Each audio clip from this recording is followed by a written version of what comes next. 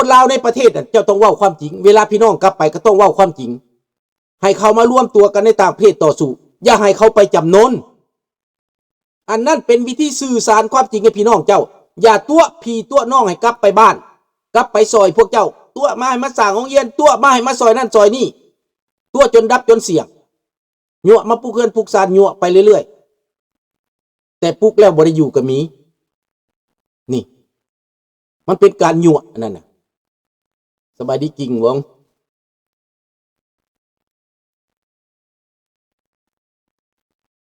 ยังจืออ้ายบัวจันไทยบ้านเจ้าบ่ลาวกล่าวถึงเจ้าอยู่โอ้บัวอยู่ฝรั่งหรือบัวอยู่อเมริกาบ่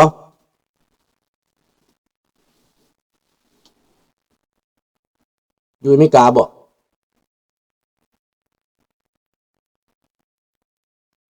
ดังนั้นแหละพี่น้องคนลาวต้องตื่นซะแล้วต้องตื่นแต่เดี๋ยวนี้ต้องตื่นเดี๋ยวนี้เด้อพี่น้องอย่าสิพากันลับแม่นแล้วมีแต่ขี้ตุ่มเพื่อนหลังใหญ่มีแต่ขี้ตุ่มแม่นบ่ล่ะ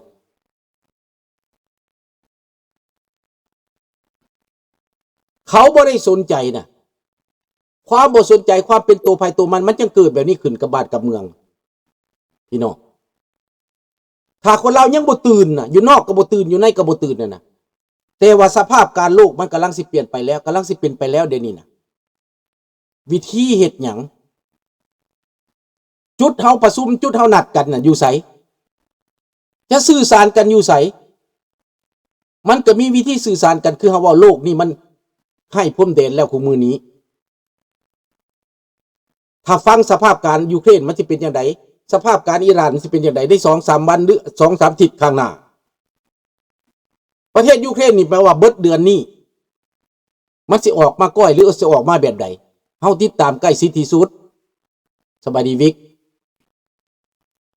สาเหตุลาวบ่ทันตื่นย้อนลิ้นย้อนกินเอาตัวรอดภัยตัวรอดมันความคิดบ่อยากรับผิดชอบต่อชาติการลิ้นการกินก็คือเฮาแล้วเกิดขึ้นมาเด็กน้อยๆหาไล่ตีกันหากินเหล้ากินเบียร์เด็กน้อยตัวดำๆนั่นน่ะบ่สนใจนะข้าพเจ้าเห็นเด็กน้อยบอบบางที่สุดอยู่เมืองลาวน่ะบ่ว่าผู้หญิงผู้ชายบ่ฮู้อีสังคันสิเว้างูเขาปฏิเสียใจคันสิเว้างูได้บ่ฉลาดได้บ่ได้ฉลาดได้บ่ได้เป็นความที่พัฒนาตัวเองบ่แม่นได้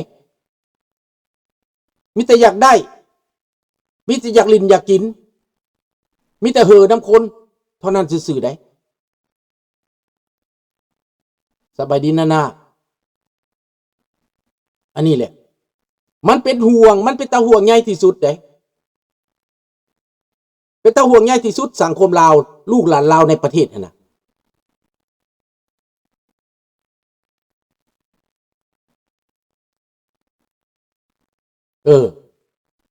ย่านเขาจับไปปล่อยก้อนน้ำเงิมสัตว์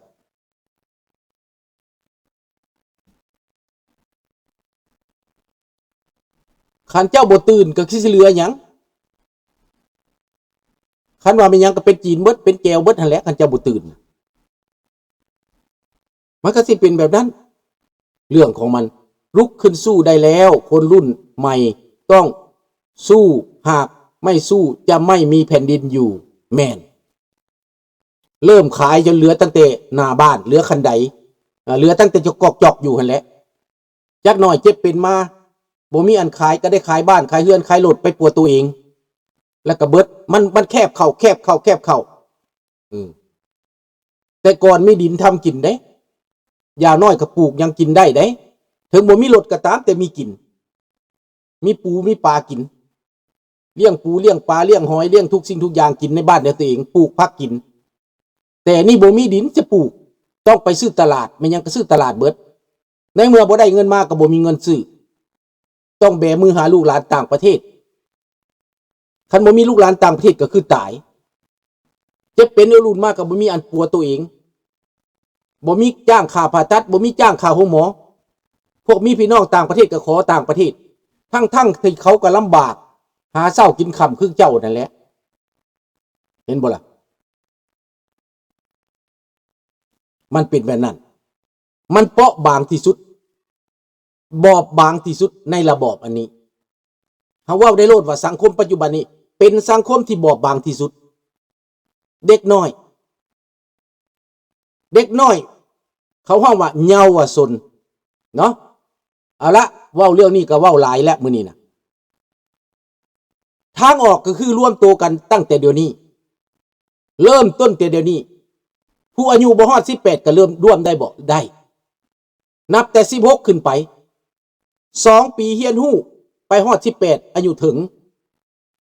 ก็รวมมือได้นี่ต้องปลุกระดมไปตั้งแต่น้อยพุ่นต้องให้เข้าใจปกป้องตัวเองให้เข้าใจปกป้องประเทศชาติตัวเองบ่แม่นปกป้องภาครัฐเด้บ่แม่นเอาเกียรติเอาศักดิ์ศรีภาครัฐเด้เด้อให้เข้าใจจังซั่นลาวทุกคนต้องมีส่วนประกอบตั้งแต่น้อย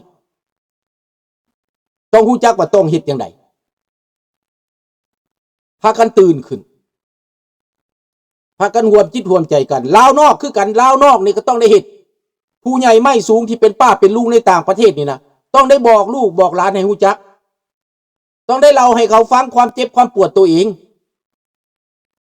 ต้องได้ซักชวนรู้อวนต้านเหมือนดังนางที่ออกมาเว้าในสภาของอเมริกาในจอร์เจียนั่นเห็นบ่พวกท่านเห็นบ่ครับข้าพเจ้าก็แซ่ไปอยู่นะเขาออกมาแซ่เขาออกมาเว้าออกมาสนับสนุนคนรุ่นใหม่ในต่างประเทศนะก็สามารถมีบทบาทในเวทีได้คือกันมีข่าวช่องหนึ่งว่าพระราชวังประธานาธิบดีโดนถล่มแม่นอยู่บ่ลุงยังบ่ทันได้เบิ่งเด้อบ่ทันได้ไปเบิ่งข่าวตัวนี้นะคันเป็นก็เป็นใหม่ๆเนาะคันเป็นก็เป็นใหม่ๆยังบ่ทันฮู้สบายดีอุ่นแก้วมาเว้าเรื่องโลกบัดนี้โลกมาในปัจจุบันนี้มันส่อจะเกิดสงครามใหญ่แต่มันสิเกิดตอนใดมื้อใดเมื่อคืนนี้ข้าพเจ้านอนไปเปิดไปเห็นว่าหลังจากอเมริกาโจมตีฮูตี้แล้วนะถล่มฮูตี้อย่างนักนะอิหร่านออกมาซอยยิงโดรนของอเมริกาตกไปถ้าท่ามออกมาทวีตว่าจะจัดการสั่งทหารจัดการตอบโต้ถ้ามันตอบโต้จริงๆมันก็จะเป็นชนวนสงครามโลกมันจะเกิดเริ่มในตะวันออกกลางลามไปถึงเอเชียลามไปถึงยุโรปในวิกฤตเป็นโอกาสในโอกาสเป็นมีวิกฤตนั้นเราจะถือเอาวิกฤตเป็นโอกาสถ้ามันเกิดสงครามโลกคนจะตายลงหลายภัยมากแต่ขั้นตายลงหลายภัยมากนี้ในท่ามกลางความตายลงหลายภัยมากนี้เราต้องเอาประเทศลาวเราคืนมาให้ได้คนลาวต้องพร้อมกันให้ได้เราถือเป็นโอกาสในทางวิกฤตนี้เราถือเอาเป็นโอกาสอเมริกา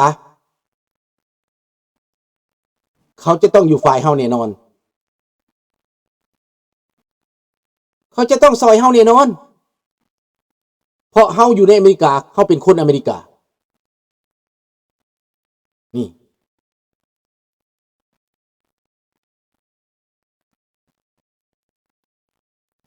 จ้างเขาก็บ่ไปซื้อดิน1,996ขายหมดเอาเงินมาอเมริกาสบาย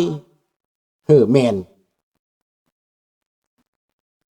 ลุงเว้าถูกพลอยบอกว่าพลอยไพวันบอกว่าถูกดังนั้นพี่น้องขอให้ตั้งสติตั้งแต่เดี๋ยวนี้เริ่มต้นแต่เดี๋ยวนี้ลุกขึ้นมาหักเอาชะตากรรมบ้านเมืองนี้พร้อมไปกับขบวนการของโลกนี่แหละโลกตอนนี้กำลังเลือกข้างถึงจะเลือกข้างปานใดเฮาก็หนีจากอเมริกาหนีจากยุโรปบ่ได้เพราะข้างทางเอเชียนี้จีนเป็นศัตรูบ่แม่นมิตรเผด็จการนั้นมันเฮาเพิ่งบ่ได้นี่พี่น้องข้างของเฮาคือข้างประชาธิปไตยคือมหาอำนาจ คือในโลกนี้ยุโรปอเมริกาแคนาดามันเป็นข้างประชาธิปไตยถึงมันจะมีขึ้นมีลงแต่มันก็ยังเป็นข้างเฮาคือเก่าเฮายังอยู่ได้ดีคือเก่าอันนี้ข้างเฮาเลือกดิเทเนตฟลาวสบายดีลุงคันบ่เกิดสงครามโลกเปลี่ยนบ่ได้ดอกลุงเพราะว่าคนได้หลายแต่คนมิดแมนกะลุงก็จะบอกสิ่งที่มันจะเปลี่ยนได้ก็คือเกิดสงครามขึ้นมา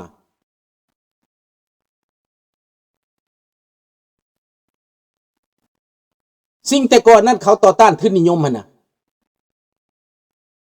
มันกลายมาเป็นทุนหมดแล้วเดี๋ยวนี้นะที่มันจับคนไปขาไปแกงว่าเหตุเป็นทุนนะตั้งห้านน้อยๆก็ว่าเป็นทุนจับไปขังคุกนะเดี๋ยวนี้นะพวกมันมาเป็นเองพวกมันต้องการทุนเองคือลุงเว้าแหละแปลว่าโลกเขาว่าคาปิตาลิสต์ชนะสังคมนิยมมันหมดไปผู้ส่งเสริมสังคมนิยมก็แม่นพวกคาปิตาลิสต์สังคมสวัสดิการสังคมตอนนี้มันเป็นเองแม่นบ่สวัสดิการสังคมนี่มันเกิดขึ้นอยู่ประเทศแคนาดาคือลุงเว้าแล้วหมู่ของลูกไปผ่าตัดหัวใจเปลี่ยนหัวใจนะ$100,000บ่ได้เสียจักกีปีแต่รัฐบาลเสียเห็นบ่ประเทศของเขาเป็นสังคมนิยมเขาเป็นสวัสดิการสังคมนั้นเพราะว่าเขาเป็นทุนมาก่อนเขาค้าขายมาก่อนเขาสะสมเงินไว้เขามีกำไรเขามีทุนนี่และเขาก็ลงทุนเขาอินเวสต์ในสิ่งที่มั่นคงด้านสาธารณสุขด้านถนนหนทางอินฟราสตรัคเจอร์ต่างๆเห็นบ่ล่ะ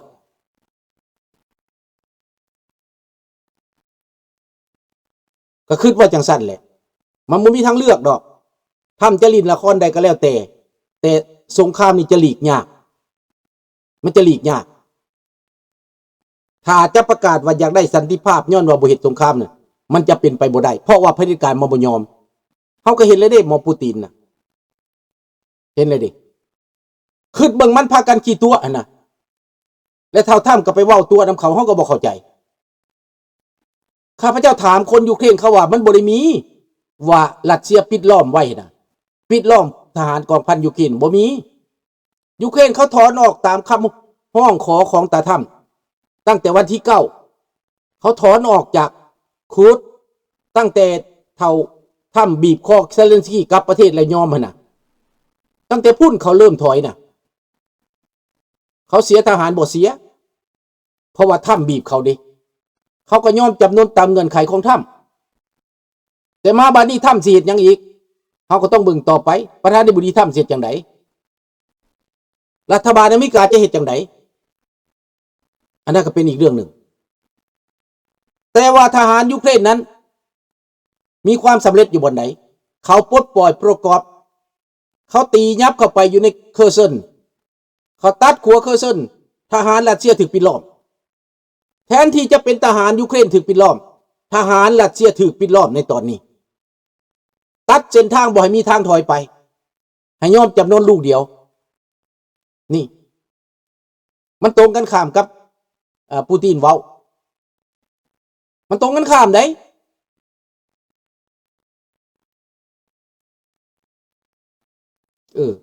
นั้นอาจจะเป็นเช่นนั้นอาจจะเป็นเหลี่ยมนั่นแหละอาจจะเป็นเหลี่ยมทางแทงโยก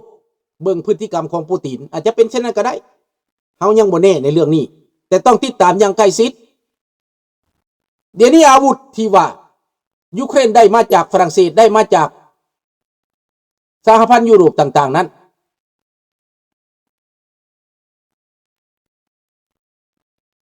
เขาได้ใช้เป็นประโยชน์ที่สุดเขาได้ลบให้มันคุ้มค่าที่สุดแล้วการช่วยเหลือยูเครนให้ผลิตอาวุธฮาปูนถล่มไครเมียในตอนนี้นะทหารรัสเซียนี่ถูกถล่มหนักตัดขัวสิถอยไปทางใดการส่งเขียนลำเลียงส่งอาหารมาบ่ได้ทหารรัสเซียก็ต้องยอมอาจจะยอมในข้างหน้า1-2-3 วันหรืออาทิตย์ข้างหน้านี้พอกลับไปบ่ได้โดรนยูเครนติดตามอยู่สอดแนมอยู่รถลำเลียงอาหารอาวุธจะมาส่งกับบ่มี